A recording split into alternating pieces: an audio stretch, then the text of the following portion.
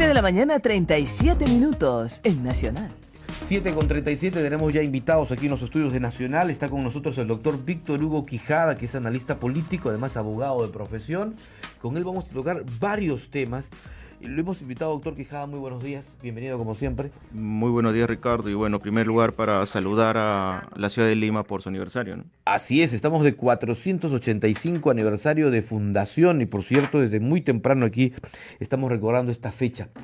El análisis político de esta última semana, de esta semana que está terminando hoy sábado, doctor, está en el tema electoral y vaya que el caso del congresista, del ex congresista Daniel Mora, que salta al tapete la tarde del jueves con ya su renuncia, aunque finalmente será el jurado quien decida, ¿no? Todo hace indicar que legalmente Mora sigue siendo candidato al Congreso.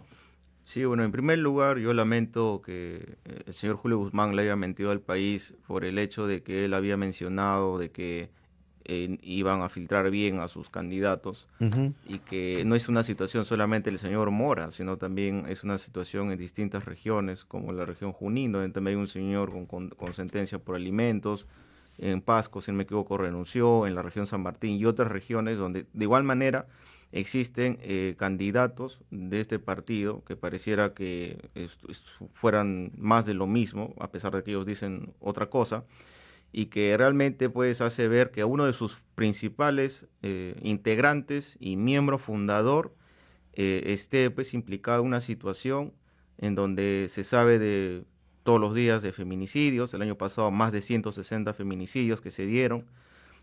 Salimos del año de la lucha de la violencia contra la mujer y sin embargo tenemos a uno de sus principales figuras, rostros visibles y principal número candidato al Congreso que esté implicado en esta situación y que ya viene de hace mucho tiempo, del año pasado, incluso antes de que se finiquite todo este proceso del cronograma electoral para que sea admitida esta candidatura. Ahora, del punto de vista electoral, ya no se puede hacer nada, no puede renunciar, no se le puede excluir. La única figura visible, legal, del punto de vista del derecho administrativo que podría realizar el jurado sería la nulidad de oficio o la revocatoria de su admisión como candidato, y tendría pues que basarse básicamente en un vicio de la voluntad, del consentimiento, algún vicio del procedimiento, para de alguna manera quitar pues este efecto de esta candidatura y que a su vez tendría pues que de alguna manera retirar su inscripción. Y bueno, pues efectivamente esto va a tener un efecto político en este grupo que le va a restar, ¿no? Definitivamente puntos, ¿no? ¿Cuál es el procedimiento para esta nulidad de oficio? Bueno, ya el señor Mora ha presentado formalmente el día de ayer su solicitud de renuncia.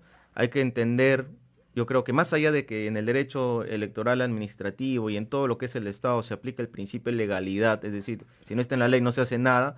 Sin embargo, hay situaciones o principios como el principio de informalismo, de simplificación administrativa, eficiencia, eficacia, entre otros, donde puede hacer valer pues que a nadie se le puede obligar, ¿no? A estar inmerso pues en una candidatura que es ya de sí cuestionada, que le quita legitimidad a un señor que ha sido funcionario del Estado, que ha sido exministro, y que claramente hay un atestado policial que es ya difundido en redes y en los medios de prensa, que se expone de manera muy violenta cómo ha tratado a su esposa. Ajá. Entonces esto va a tener seguramente efectos políticos en este grupo, que seguramente va a capitalizar pues seguramente en algunas agrupaciones básicamente tendencias de centro-izquierda, ¿no? Porque son básicamente quienes defienden bastante el tema Claro, del feminismo, ¿no? digamos, las preferencias o votos se van a canalizar hacia, ya sea Acción Popular, que podría ser una alternativa, o podrían ser los grupos de izquierda, Yo podría pensar más en el Frente Amplio, ¿no? Que Frente ya el Amplio. 7%, posiblemente el 5 o 6% se va a trasladar a este grupo, ¿no? Doctor, pero, a ver, anoche Mauricio Mulder ha publicado un tuit en el que dice lo siguiente: el jurado electoral especial sabía lo de Mora desde el 24 de diciembre y le reiteraron el 7 de enero y no hizo nada. Y junto con el tuit publica justamente, el PDF del informe 022-2020, en el que se da cuenta justamente del caso de Daniel Mora y se publica además el registro de antecedentes civiles en el que se señala un caso de violencia familiar con sentenciado resuelto, señala, pero que ya estaba alertado el jurado especial. Si estaba alertado el 24 de diciembre y todavía había plazo para retiro, observación de una candidatura hasta el 27, es decir, habían 3 días más, ¿qué pasó en el jurado? Sí, bueno, aquí creo que hay una situación del mismo jurado que no ha querido observar de manera prudente y sobre todo del partido, ¿no? Por no exigir, ¿no? También. Porque no exigir este retiro de la candidatura, que ahora le va a costar seguramente varios puestos, varios curules en el Congreso y representatividad, de un partido que pareciera en las pantallas, que es grande, que está bien organizado, pero ayer inclusive salió un dirigente de la región Macrosur a despotricar y desvirtuar el liderazgo del señor Guzmán y que habla de que existe una cúpula que trata de manejar a su antojo de manera muy improvisada e imprudente las decisiones de ese partido y que pues se plasma en la práctica en lo que vemos, ¿no? Personas con sentencia, cuestionadas, personas que vienen de otros partidos, o sea, el caso del señor Gino Costa, el caso del señor Belaunde, ¿no? Que vienen de otro lado y que se están camuflando o que están usando como vientre de alquiler un partido que supuestamente se jacta de ser nuevo y que incluso tiene cuestionamientos de tener financiamiento de Odebrecht, que hasta ahora no sé por qué nadie lo menciona, entre otras cosas que realmente pues hace dudar realmente si es un partido que tiene la capacidad y si va a tener la legitimidad y respaldo de la ciudadanía, ¿no? Y ahora, volviendo al tema del señor Mora, creo que su situación es totalmente inviable. Creo que en sus declaraciones juradas, acá él habría incluso cometido un delito de fraude en la declaración del procedimiento administrativo o falsa declaración del procedimiento administrativo, y como ya mencionó el mismo jurado electoral especial, lo ha cursado el Ministerio Público. Entonces, si este señor, bueno, ya desde el punto de vista legal no hay nada que se pueda hacer, de repente el jurado electoral decide mantener su candidatura, porque ojo, hay un oficio que ayer también ha emitido otro grupo de otra facción, digamos, del Partido Morado, que respalda la candidatura de Mora, pero hay otros que dicen que no. Entonces, frente a esta situación, yo creo que el CEN tiene que pronunciarse de manera oficial, porque ellos son quienes toman las decisiones políticas, cursar el respectivo oficio al jurado y ellos son los que van a tener que tomar la decisión. Y si no fuera así, lamentaríamos pues otra vez tener un Congreso con una persona cuestionada, y más cuando todos los días se habla de respetar a la mujer, se habla de no cometer abusos, se habla de la igualdad de género, entre otras situaciones. Tener pues a una persona de esta calaña moral, ética en el Congreso, realmente pues pinta tal cual lo que es realmente el Partido Morado, ¿no? Correcto. Vayamos a otro tema, porque hay otros dos aspectos que me gustaría preguntarle. Hoy la empresa Ipsos, una publicación que hace con el diario El Comercio, señala que la aprobación del presidente Vizcarra sube en 2 puntos, es decir, inicia el año con 58% de popularidad y 32% de desaprobación. Digamos que este crecimiento en 2 puntos con relación a diciembre del presidente, a su criterio, ¿respondería a qué factores? Bueno, básicamente la popularidad del presidente pues se mantiene sobre todo por la gran aprobación que él tuvo y la decisión y voluntad política de cerrar el Congreso, ¿no? Que eso fue O sea, la cercanía con las situación, bueno. elecciones al Congreso hacen que la gente recuerde ese tema. Sí, efectivamente, ¿no? Y más aún cuando salen pues cosas como el señor Mora, el caso bueno, del señor Urresti también, ¿no? Que quiere Justifican la volver. disolución, además del fallo también que Claro. ratificó el Tribunal Por Constitucional. supuesto, el tema de la demanda Competencial. competencial que fue claro infundado, del cual yo siempre sostuve su constitucionalidad y estuvimos, me acuerdo, contigo, Ricardo y Paola, en aquella oportunidad hablando del tema, a pesar de un gran grupo, un gran sector de opositores que decían que no y que sí, le siguen dando trinchera y que parecieran que no quieren reconocer más que un acto legal, un acto legítimo, porque tenía gran respaldo de la ciudadanía. Entonces, lo que la gente siempre va a tener el recuerdo pues, son las decisiones de buena voluntad que de alguna manera solucionaron una crisis política y que a pesar de la buena voluntad también que tiene el Ejecutivo y los organismos electorales de querer pues llevar a cabo elecciones limpias o con los mejores candidatos, tengamos pues cuadros como el señor Arbizú, en donde pues denuncia supuesta discriminación, los cuadros de Seguridad Nacional que cuelan videos, entre comillas, de terroristas. Tenemos, es decir, es como si estuviéramos volviendo a las prácticas viejas de este Congreso disuelto, donde tenemos ya personas que posiblemente hasta tengan sentencias cuestionadas, y Ajá. que, bueno, pues nos va a llevar pues a un escenario, esperemos, de no confrontación, ¿no? Pero sí el Ejecutivo ha tenido en todo momento ganas de querer aportar, digamos, al crecimiento y desarrollo del país, ¿no? 7:47, estamos conversando aquí en Nacional con el doctor Víctor Hugo Quijada, que es analista político, además es abogado de profesión. Y en este último aspecto quería preguntarle, doctor, con, digamos, la experiencia que tiene usted de haber laborado también en el sector público, el Congreso de la República, que está actualmente trabajando, digamos, con la labor que desarrolla la Comisión Permanente encargada de revisar los decretos de urgencia, que entiendo es la única labor que tiene. Bueno, el Congreso que dirige actualmente el congresista Pedro Lechea ha dispuesto un desembolso de 20 millones de soles para un plan de despidos voluntarios. Es decir, este programa está dirigido a trabajadores próximos a cumplir 70 años de edad y que decidieron adelantar su jubilación. Bueno, se ha conocido de cifras que van inclusive hasta el 1.200.000 soles que están recibiendo por este concepto, o sea, este pago adicional que se les está dando.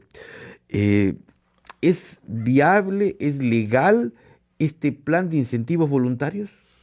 Bueno, en primer lugar, Ricardo, hay que recordar de que no es el Congreso actual, o entre comillas Congreso, no hay Congreso, es una institución disuelta, lo que existe es la Comisión Permanente. Ujú. Por lo tanto, no existe ningún servidor o funcionario que trabaje para el Congreso, sino aquellos que, digamos, forman parte de la Comisión Permanente, que solamente tiene la función de revisar los decretos de urgencia. Ahora, lo segundo, cualquier tipo de desembolso o aprobación de dinero o de gasto corriente, como es el caso de pago de sueldos o incentivos de jubilación, entre otros, que deriven de una institución que en la práctica legal, del punto de vista de la gestión pública, no existe, es efectivamente no solamente la comisión de algún tipo de infracción administrativa en contra de la ley del servicio civil, sino también la comisión de un delito, que definitivamente yo entiendo de que se estaría pues cometiendo, como estos cobros son irregulares, que derivan de una institución que no existe, en donde no hay exactamente una oficialía mayor que tenga que saldar cuentas a un congreso, a un pleno donde hay 130 congresistas, efectivamente estaríamos hablando pues de la comisión de delitos de cobro indebido, malversación de fondos e inclusive posible negociación incompatible, ¿no? Entonces aquí esta es una situación muy delicada que pareciera que ante esta situación pues de desorganización de institución, Ujú. a río revuelto, ganancia de pescadores, quieran haber personas que quieran aprovecharse de esta situación para aprobarse a sí mismos pagos irregulares que efectivamente la Contraloría tiene que pronunciarse, el Servir tiene que pronunciarse y seguramente cualquiera de estas dos instituciones pedirle al Ministerio de Economía y Finanzas que suspenda cualquier tipo de transferencia o de gasto que se hace, porque al fin y al cabo tienen que ponerle una traba al CIAF, que es el sistema que utilizan las entidades del Estado para que no se gire ningún tipo de pago, porque no estamos hablando de pagos en función, digamos, de la comisión permanente, que sería el único concepto de gasto corriente de acuerdo a la meta y partida presupuestal que tiene el área de presupuesto de la comisión permanente, que se estaría dando, si no estamos hablando de pagos de jubilaciones, de situaciones de una institución que en la práctica no está en funciones.